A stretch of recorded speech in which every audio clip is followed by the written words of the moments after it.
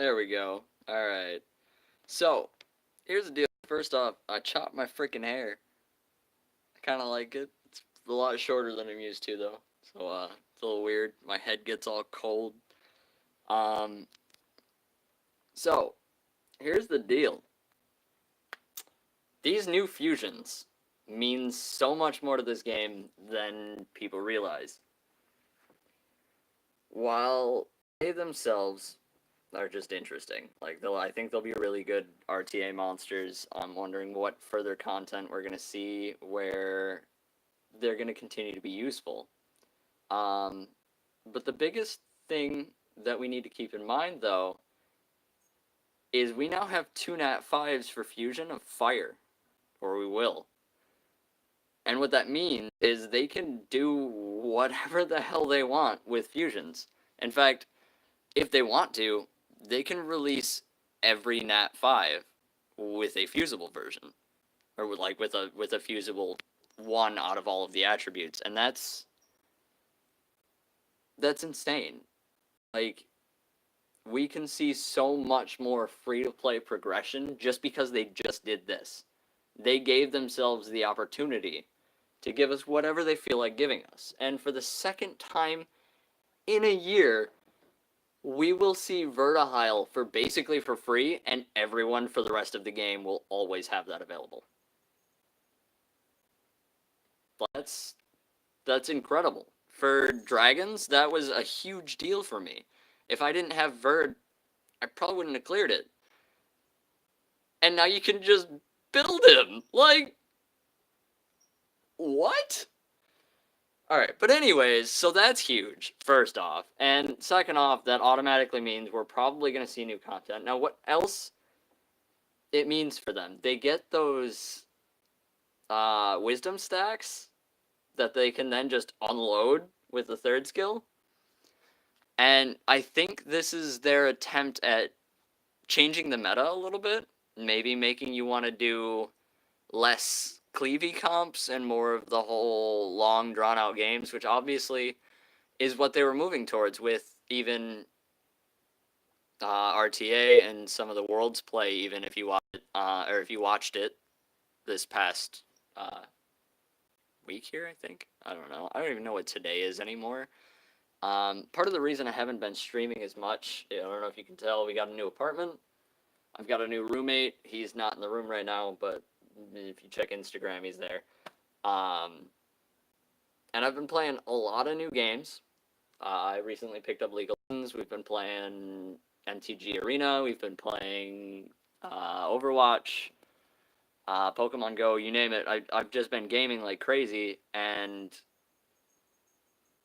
no idea what to stream out of it. Like, it's fun. I could record myself dying over and over again and laughing about it. If that's interesting to you guys, like button. Let me know. Or drop a comment, whatever, message me on Insta. I don't care. Just get a hold of me. Let me know. Because if that's something you guys want to watch, is me sit there and die over and over again, I mean, I totally understand that.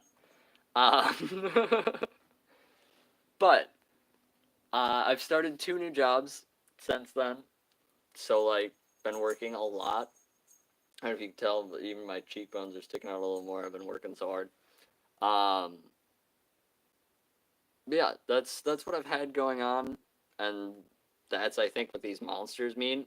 These stacks, though, the wisdom stacks, even aside from um, the late game progression, the longer fights that I think they're pushing for, this is what they, I think, failed to try to do with is it Josephine, the fire paladin? I think so. I'm pretty sure it's Josephine. But either way, the fire paladin with that threat state, um, it allows for altered gameplay states. It allows for progression in a fight. And I think that's something we haven't seen a whole lot of until now. Like, we obviously have the buffs, we have immunity, we have bubbles, we have defense buffs to make you tankier, and then we've got the attack buffs and all of those other things that you you can do, but they don't necessarily. They're not. I don't know how to describe this. Um, it's not the same deal. Like, if you've ever played Magic the Gathering and you know of Planeswalkers, you understand this concept, or the idea of +1/+1 counters instead of static effects. Like, permanent stat changes were possible with, like, Fermion and the Fire Monkey King, stuff like that, but we never had changes that took place mid-fight. And that's, I think, what they tried to give us with the unicorns, what they've tried to give us with paladins, and what they've tried to give us with these druids. But I think, personally, that this is the best step in that direction that they've taken. My personal suggestion, and this is, hey, Fang, how's it going? Long time no see, you're right. But anyway, I think that this is the best way for them to do so. And coming from the guy who has not fused Katarina still at C3, that's right, I hit C3, not fused Katarina yet. Fuse this guy. Straight up. Bring in the Thunderlord. Build him. And if you pull one, awesome, because I guarantee you these are the new meta. Maybe not now, maybe not in a couple months, but you give it a year, these are the new meta. Next year at Worlds, I expect to see a lot of these new monsters.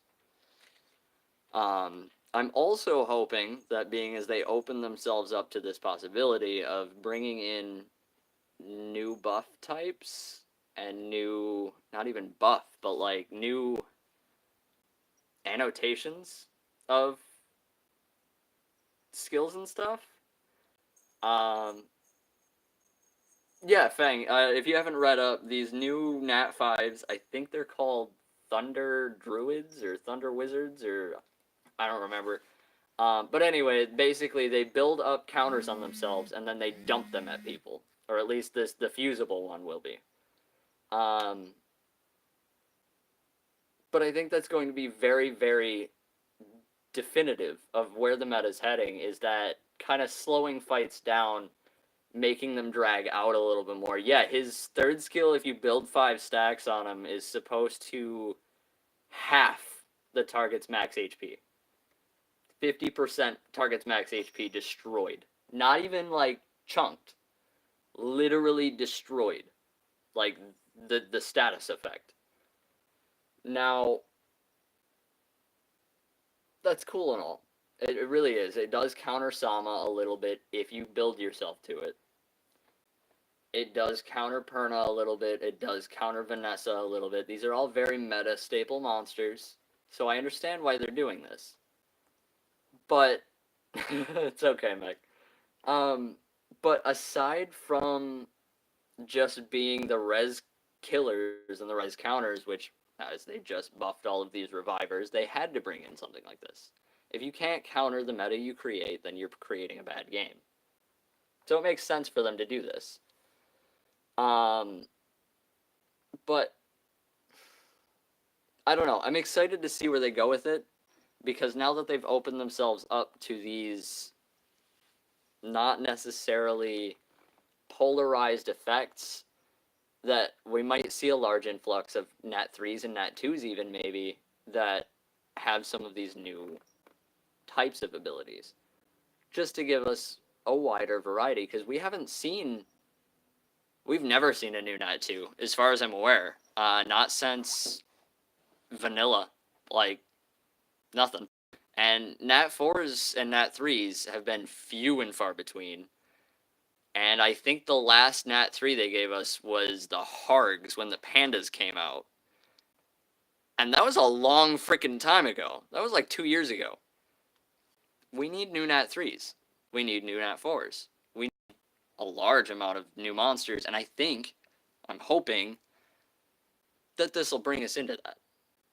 But anyways, please let me know in the comments below what you guys think of these new monsters. Maybe what you guys think of where the meta is going. And obviously, if you guys just want to see me die over and over again, like I said earlier. But anyways, thanks you all for watching. I know it's been a minute. We'll be around, and I'll catch you guys later.